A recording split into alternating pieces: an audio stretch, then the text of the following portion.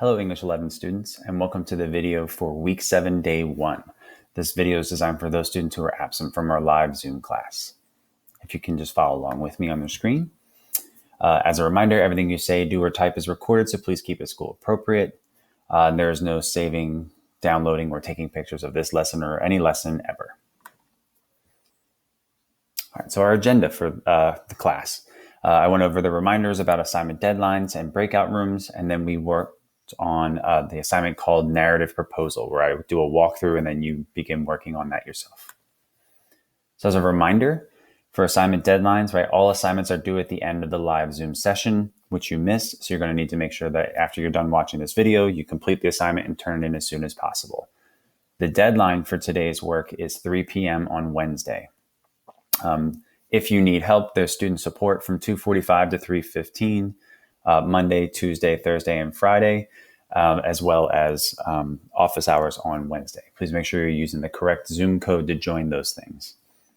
For our breakout rooms, you don't have to worry about that because you're watching this video and you were absent for that. So I'm just going to gloss past that for now.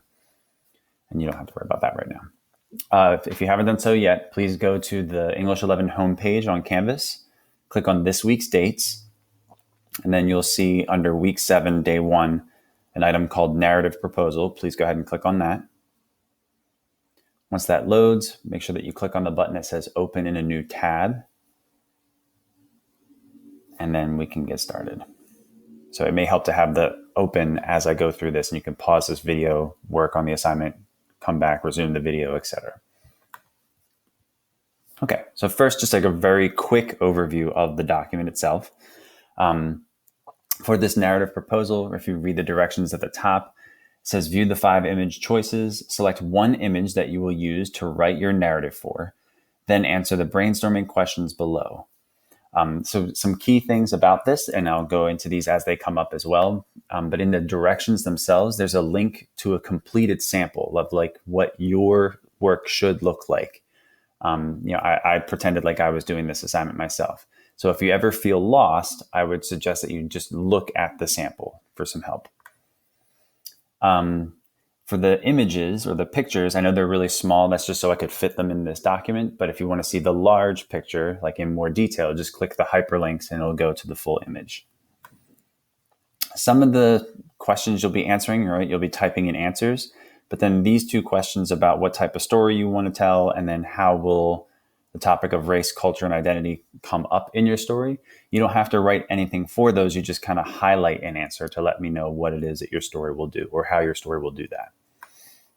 And then lastly, if I can move this, sorry. For the last 3 questions about how will your story start, what will the major conflict be, and then how will the story end, if, again, you feel lost, I would suggest that you look at the sample. You don't have to write like the entire story or every detail about your story.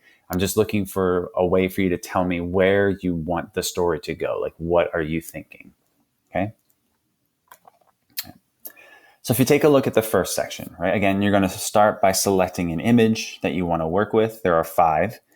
And then if you look down at the brainstorming activity, it says in 1 to 2 sentences, explain why you selected the image, right? What jumped out at you?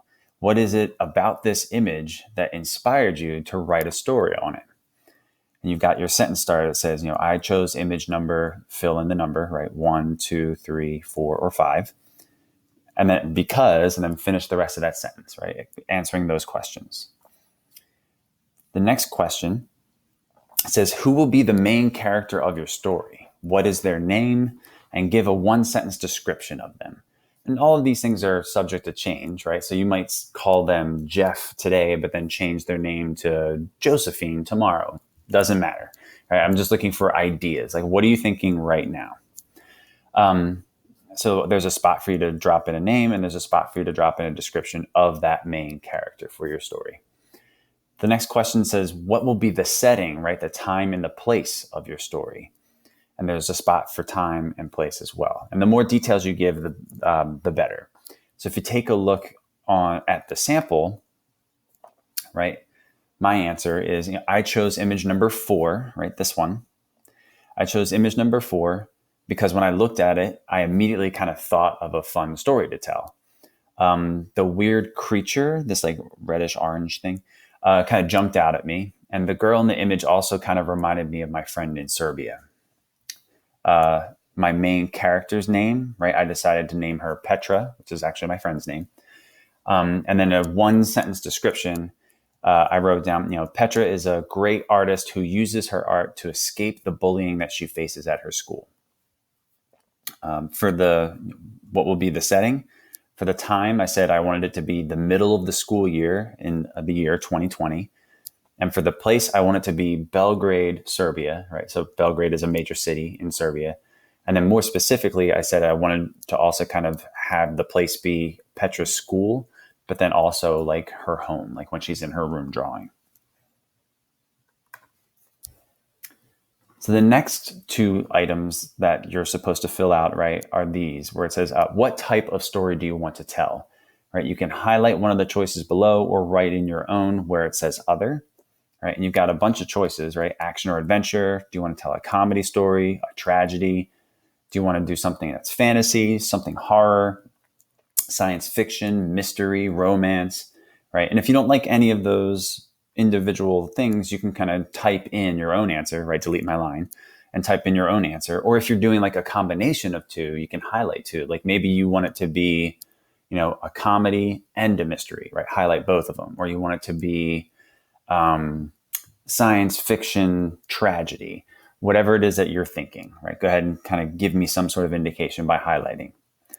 And then the next question is, how will you incorporate the topic of race, culture, or identity into your story?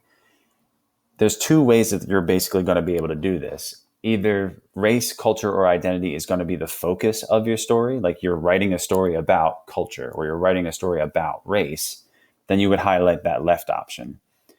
If, you are not making that the main focus of your story, but your character is going to discuss those things, like somehow it'll come up in conversation or something will happen, right? But that's not the main focus of your story, then you would highlight the right-hand side.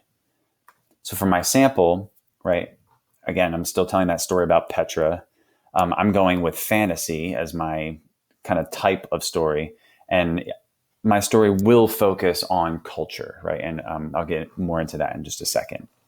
Okay, so I highlighted that left option. So again, pick which one makes the most sense for the kind of story you want to tell.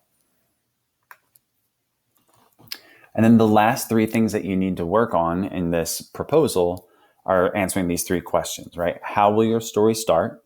What will the major conflict of the story be, right? What's that major problem? And then how will your story end? Okay, so a couple of things about this before we begin.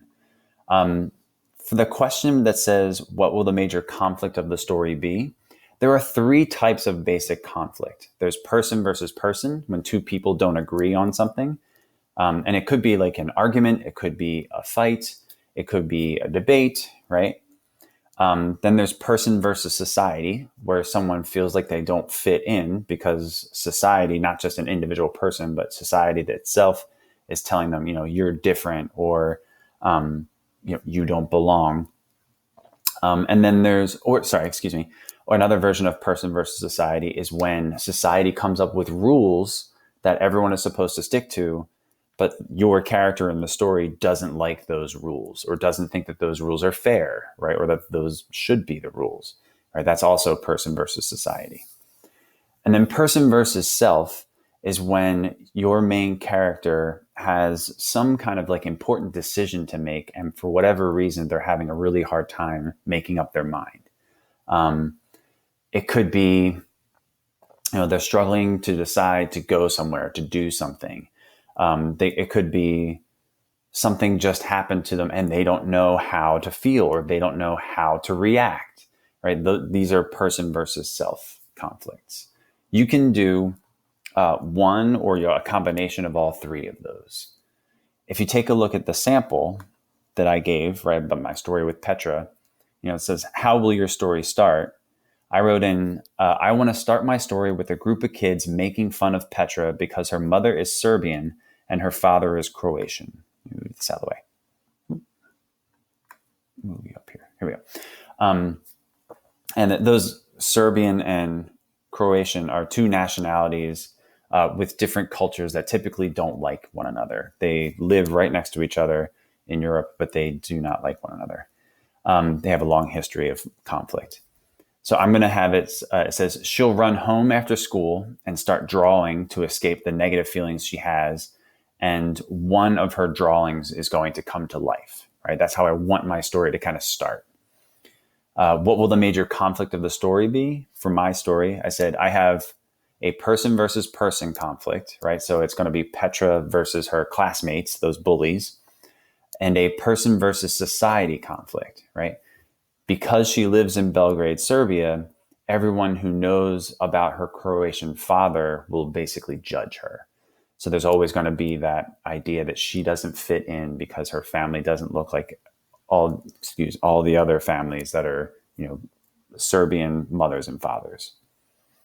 And then how will my story end? I wrote down, I want one of the kids who bullies Petra at the start of my story to find one of her drawings and then to really like it. And I want the two of them to bond over drawing and for Petra to feel like there is hope, like they will become friends, right? Because that drawing kind of brings them together. So again, that's where I'm thinking of going, right? How's my story going to start? What kind of conflict is going to be in there? And then how do I want it to end? So at this time, we did breakout rooms, and we're not going to do that. But you would use your time now to continue to work on that assignment. Again, you need to make sure that once you're finished filling in those things on the narrative proposal, that you turn that in as soon as possible. The deadline is 3:00 on Wednesday.